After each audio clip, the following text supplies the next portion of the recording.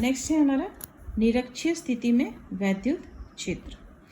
यहाँ पर हमने एक डाइपोल लिया है, इलेक्ट्रिक वैद्युत द्विध्रुव लिया है, प्लस क्यू और माइनस क्यू। दोनों के बीच की दूरी 2a है। हम प्लस क्यू को पॉइंट A नाम दे रहे हैं और माइनस क्यू को पॉइंट B कंसिडर किया। ठीक है, सेंटर हम O ले रहे हैं। यहाँ पे जो वैद्युत द्विध्रुव का केंद्र है, यहाँ से M एक लंबवत खींच रहे हैं ऊपर, और इसी लंबवत रेखा पर एक पॉइंट P लिया है। R दूरी पर हमने एक पॉइंट P कंसिडर किया है और इसी पॉइंट पे हमें वैद्युत क्षेत्र कैलकुलेट करना है इसकी निरक्षीय स्थिति में। ठीक है, अब यहाँ पर देखिए O से लेकर P तक की दूरी हो गई है R, और O से लेकर A तक की दूरी है A। तो अब AP कितना हो जाएगा हमारा? Under root R square plus A square. Under root R square plus A square कहाँ से आया? पाइथागोरस का नियम हमने पढ़ा है जूनियर क्लासेस में, सभी जानते होंगे। पाइथागोरस का जो थ्योरम है वो किस पे लगता है? Right angle triangle. ये देखिए राइट एंगल ट्राइंगल है, ये 90 डिग्री का कोण है। ठीक है, और ये हमारा लंब है, ये आधार है और ये कर्ण है। तो कर्ण स्क्वायर बराबर कितना होता है? लंब स्क्वायर प्लस आधार स्क्वायर। तो लंब बराबर, अरे कर्ण बराबर कितना हो जाएगा? कर्ण स्क्वायर बराबर था आधार स्क्वायर प्लस लंब स्क्वायर।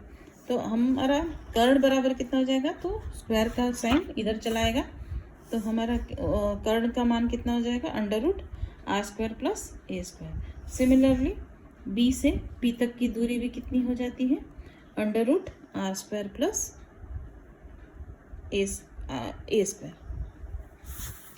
अब हमारा यहाँ पे भी वही कंडीशन है जो हमने पिछली उसमें ली थी अक्षीय स्थिति में, कि यहाँ पर हम एक पॉइंट चार्ज मानते हैं, एक परीक्षण आवेश मानते हैं, और परीक्षण आवेश हमेशा पॉजिटिव लेते हैं। अब देखो यहाँ पर जब हम कोई पॉजिटिव चार्ज लेते हैं, कोई परीक्षण आवेश हम रखते हैं पॉइंट चार्ज, तो प्लस Q0 ये पॉजिटिव रहेगा। तो ये प्लस के कारण इसको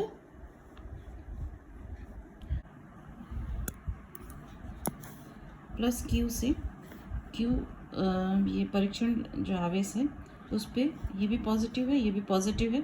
तो हमारा इस पर जो बल लगेगा वो उसकी दिशा इधर की ओर होगी। ठीक है, तो ये बल की दिशा है, तो यही इलेक्ट्रिक फील्ड की भी दिशा होगी। तो पॉइंट A पर जो प्लस Q चार्ज है उसका जो इलेक्ट्रिक फील्ड की दिशा है वो EA है, वो हो जाएगी। और उसी तरह से यहाँ पे माइनस Q जो है वो पॉइंट B पर है, तो ये माइनस Q और प्लस Q पे परीक्षण आवेश पे ये आकर्षण का बल लगाएगा, तो ये बल की दिशा यहाँ पे होगी। इसका मतलब जो माइनस Q के कारण जो इलेक्ट्रिक फील्ड P पे लग रहा है उसकी डायरेक्शन EB है, और ए पॉइंट पे जो प्लस Q है उसके कारण जो इलेक्ट्रिक फील्ड की डायरेक्शन है वो EA है। ठीक है, तो ये दोनों डायरेक्शन हमको मिल गई इलेक्ट्रिक फील्ड की पॉइंट P पर, इस पॉइंट के कारण, इस आवेश के कारण और इस आवेश के कारण। इस आवेश के कारण ये वाली है और इस आवेश के कारण इलेक्ट्रिक फील्ड की दिशा ये है। ठीक है, अब हमको यहाँ पर पॉइंट P पर परिणामी इलेक्ट्रिक फील्ड निकालना है, पर P पर परिणामी वैद्युत क्षेत्र निकालना है। तो पहले हम देखते हैं कि EA का मान कितना आएगा और EB का मान कितना आएगा। अब यहाँ देखिए EA का मान कितना होगा? 1/4πε0 Q अपॉन अंडर रूट, ये दूरी कितनी है? Under root R square plus A square का होल स्क्वायर। ठीक है ना, अंडर रूट ये कर्ण है, दूरी है A से लेकर P तक की दूरी यहाँ पर। तो EA का मान कितना हो जा रहा है? 1/4πε0 ये dot Q upon under root R square plus A square का होल स्क्वायर। ठीक है, उसी तरह EB की जो दिशा है ये वाला, इधर इस दिशा में जो वैद्युत क्षेत्र है, वो वैद्युत क्षेत्र का फॉर्मूला क्या हो जाता है? 1/4πε0 Q upon under root R square plus A square का होल स्क्वायर। देखिए ये ही दूरी है इसकी, है ना। और इलेक्ट्रिक फील्ड का यही फार्मूला होता है 1/4πε0 Q upon under root R square plus A square का होल स्क्वायर। और ये ई ए की दिशा क्या है, ए टू पी। ई ए की जो डायरेक्शन है वो क्या है, ए टू पी, और ई बी की जो दिशा है वो है पी टू बी। ठीक है, ये इधर से इधर है और ये डायरेक्शन इधर से इधर है। तो हमारा इसमें डायरेक्शन अलग है, लेकिन हम देखते हैं तो इसका जो परिमाण है ई ए का और ई बी का जो परिमाण है वो सेम है। परिमाण जो है वो बराबर है, परंतु सिर्फ क्या अंतर है, दोनों की दिशा में अंतर है।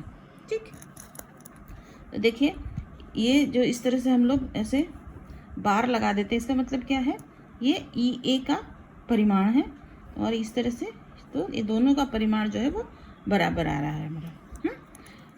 सिर्फ क्या अलग है, इसका दिशा अलग है। तो अब क्या करते हैं हम, ई ए और ई बी दोनों सदिश है, अतः हम इनके वियोजन कर सकते हैं। इनका वियोजन हम कर सकते हैं। हमने 11 में पढ़ा था सदिश का वियोजन। तो अब हम इसका वियोजन करेंगे। यहाँ देखिए इस फिगर को, ये वियोजन किया हुआ है। यही ऊपर वाला जो पोर्शन है, ये वाला पोर्शन, इसी को यहाँ पे हमने रीड्रॉ किया हुआ है। फिर से हमने इसको, इसी पोर्शन को हमने यहाँ पे चित्रित किया है। ठीक है, अब ये फिगर देखिए, इसका ही ये जो पोर्शन है, ये हमारा पॉइंट बी, पॉइंट ए जहाँ पर हमने प्लस क्यू लिया हुआ था और ये पॉइंट माइनस क्यू लिया गया था। इसी फिगर का ये पार्ट है। ये हमने इसको ई ए का वियोजन किया है, तो ये इस दिशा में एक हमारा वाई एक्सिस पे और एक एक्स एक्सिस पे, ये एक्स एक्सिस है और ये वाई एक्सिस है। तो एक हमारा सदिश वाई डायरेक्शन में जाएगा, एक सदिश हमारा इस डायरेक्शन में होगा। तो जो एक्स एक्सिस पे सदिश है वो क्या हो जाता है, क्या कहलाता है, ई ए कॉस थीटा, और वाई एक्सिस पे जो सदिश है वो क्या कहलाता है, E A sine theta, E A sine theta. ठीक, और उसी तरह ई बी को वियोजित करते हैं। हमारा एक्सिस वाला जो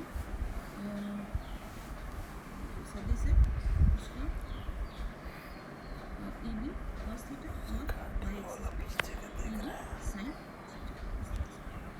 ठीक है, अब हम देखते हैं कि E A sine theta is equal to E B sine theta, ये दोनों एक दूसरे को विपरीत और बराबर है, ये दोनों एक दूसरे को काट देते हैं। तो इसका जो परिमाण है वो शून्य है। ठीक है, इन दोनों का जो परिणामी विद्युत क्षेत्र है वो एक दूसरे को निरस्त कर दे रहा है, तो शून्य हो जाएगा। तो हमारे पास क्या बचता है, पॉइंट पी पे जो परिणामी विद्युत क्षेत्र है वो सिर्फ इस एक्स एक्सिस पे जो है E A cos theta plus E B cos theta. ठीक है, जो कॉस थीटा है उसका मान कितना है, A upon under root R square plus A square. ठीक है,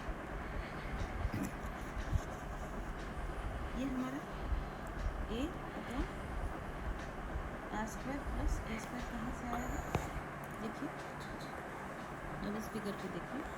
हम क्या करते हैं, यहाँ पे अगर जो ये मान है थीटा वो लिएगा, ये थीटा है। अब ये जो हमने लाइन बनाई है, ये वाली लाइन, ये और ये हम पैरेलल है। ठीक है, ये द्विध्रुव की लाइन है, एक्सिस है, और ये हम इसके पैरेलल में, ये वाली लाइन जो है इसके पैरेलल बनाते हैं। तो हमने गणित में पढ़ा है कि ये वाला, पहले ये वाला कंसिडर करते हैं, ई ए को, ये वाला इस ये एंगल बराबर होता है, ये दोनों एंगल बराबर होगा, और उसी तरह से ये एंगल और ये एंगल दोनों बराबर होगा। ये थीटा है, ये भी थीटा है, और ये थीटा है, तो ये वाला। ठीक है, पैरेलल लाइंस में जो हम एक जो ये इंटरसेक्ट करने वाली लाइन है, इसमें ये देखिए इस तरह का हम ले रहे हैं,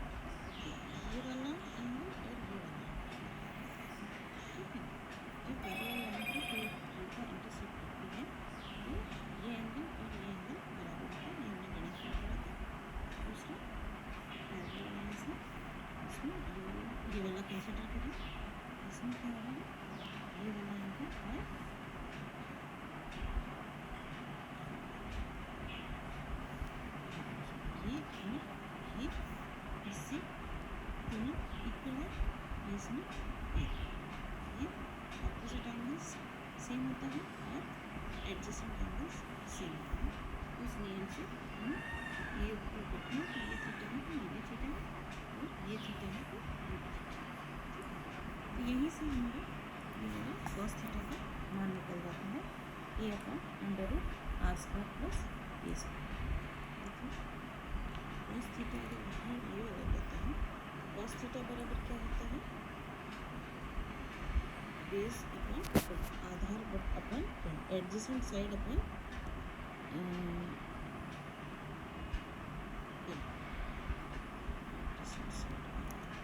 थीटा का क्या होता है, एडजेसेंट साइड अपॉन हाइपोटेन्यूज, और अगर साइन थीटा लेना हो तो ऑपोजिट साइड अपॉन हाइपोटेन्यूज। ये हम लोगों ने जूनियर क्लास में पढ़ा है। तो कॉस थीटा का मान क्या होगा, एडजेसेंट साइड क्या है हमारा ए और हाइपोटेन्यूज क्या इतना है under root R square plus A square. तो उसी से हम यहाँ पे कॉस थीटा का मान निकालते हैं A upon under root R square plus A square. ठीक है, अब ये जो मान है कॉस थीटा का वो इस फॉर्मूला में रख रहे हैं। तो E A dot A upon under root R square plus A square और E B plus E B A upon cos theta का मान आ गया। अब ई ए का मान कितना था हमारा, यहाँ से हमने लिया था, ई ए का मान कितना हो जाए, Q upon 4 pi epsilon not R square plus A square dot ये cos theta A upon under root R square plus A square. उसी तरह ई बी का भी यही है, Q A upon 4 pi epsilon not under root R square plus A square into R square plus A square. इन दोनों का total करते हैं तो हमारा फाइनल क्या आता है, 2AQ upon 4 pi epsilon not under root R square plus A square. ये देखो इसका ये हमारा कहाँ से आया, R square plus A square का होल 3/2, ये कहाँ से आया है, ये देखिए इन दोनों को जब हम मल्टीप्लाई करते हैं तो हमको ये मिलता है। कैसे आया है, देखो R square plus A square का टू द पावर 1 है, इसको हमने लिया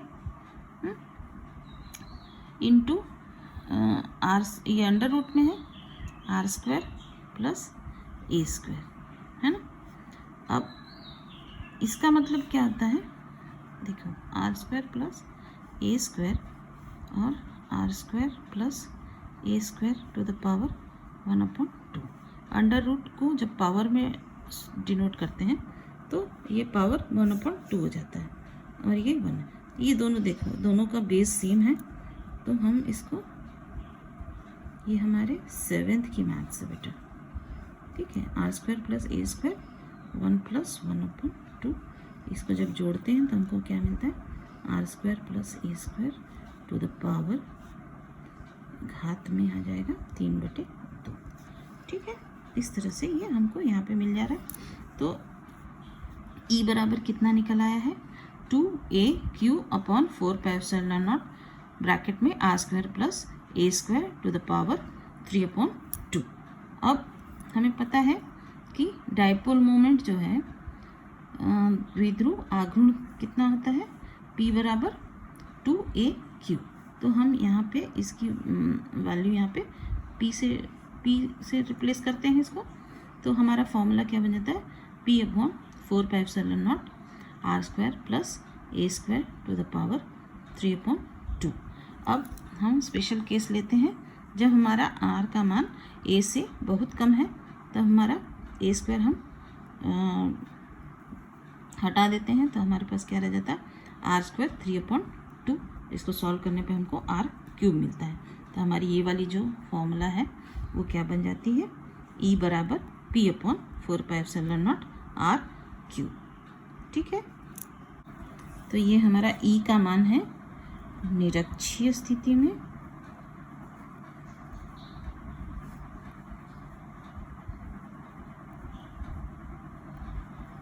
और अक्षीय स्थिति में कितना होता है, अक्षीय स्थिति में ई का मान कितना होता है।